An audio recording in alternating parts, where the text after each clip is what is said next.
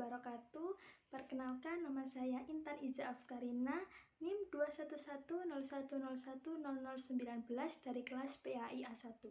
Di sini saya akan mereview mengenai pembaharuan modul untuk memenuhi tugas mata kuliah pengembangan bahan ajar Al-Quran Hadis. Modul yang kami buat ini ialah pembaharuan dari buku siswa Al-Quran Hadis Madrasah Aliyah kelas 10 dan menggunakan kurikulum 13. Dalam modul yang kami perbarui ini terdapat 10 bab dalam 2 semester, yaitu bab pertama membahas tentang Al-Quran Kitabku, bab kedua membahas tentang betapa ontektiknya kitabku, bab ketiga membahas tentang tujuan Al-Quran dan fungsi Al-Quran, bab keempat membahas tentang pokok-pokok isi kitabku. Bab kelima membahas tentang manusia sebagai hamba Allah dan khalifah di bumi. Bab keenam membahas tentang memahami hadis, sunnah, khobar, dan athar. Bab ketujuh membahas tentang unsur-unsur hadis. Bab kedelapan membahas tentang macam-macam sunnah Nabi. Bab 9 membahas tentang memahami hadis dari segi kuantitas dan kualitas. Dan yang terakhir yaitu bab 10 membahas tentang indahnya ikhlas dalam beribadah. Pada modul yang kami buat ini, tiap babnya terdapat fishbone. Karena pada modul yang kita buat sebagai acuan itu tidak terdapat fishbone, lalu di modul sekarang ini kita perbarui terdapat fishbone. Selanjutnya yaitu materi.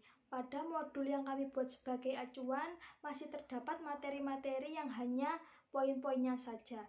Lalu pada modul yang kami perbarui ini, kami jelaskan secara detail tentang materi-materi tersebut. Selanjutnya yaitu font tulisan Arab. Pada modul yang kami buat sebagai acuan, font tulisan Arabnya itu tidak menarik dan membuat peserta didik itu tidak minat untuk membacanya. Lalu pada modul yang kami buat sekarang ini, kami perbarui, kami tulis font tulisan Arab yang menarik agar peserta didik mudah dalam memahaminya. Selanjutnya yaitu juga kita tambahkan beberapa gambar tentang kehidupan sehari-hari.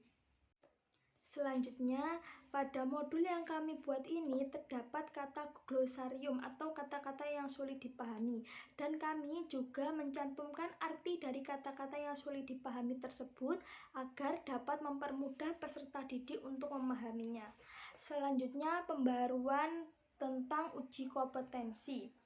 Pada materi buku ajar sebelumnya, pada uji kompetensi atau evaluasi hanya memaparkan beberapa pertanyaan saja dan tidak sepenuhnya, sehingga terdapat pembaharuan dan pengembangan pada evaluasi materi ini. Yakni pada modul terdapat 10 soal yang termasuk kriteria soal HOTS untuk mengolah pemikiran peserta didik dan dapat belajar menganalisis butir-butir soal dengan tepat.